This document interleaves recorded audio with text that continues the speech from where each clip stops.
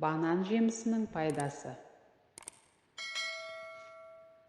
Дәрігер түнгі тынығудың сапасына әсер ететін бірнеше факторлардың бірі ішек денсаулығы екенін жеткізді. Кешке жейтін тағамдардың қатарына бананды қосуға болады.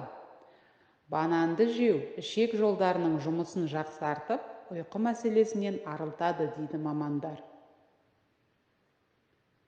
Дәрігердің айтуынша, банан табиғи ұйықтататын дәрі деп бекер айтылмаған. Оның құрамында көп мөлшерде магний бар. Ол жүйке жүйесіне күйзеліспен күресуге көмектеседі және жүйке жасушаларының шамадан тыс қозуын тежейді. Маман ұйқыны жақсарту үшін бананның жанына жасыл жапырақты көкөністер, жасымық, жаңғақ сияқты магнийге бай тағамдарды қосуды ұсынды. Ал сіз бананды жиі тұтынасыз ба? Төменге жаза кетіңіз. Ұйқыңыз тыныш болсын.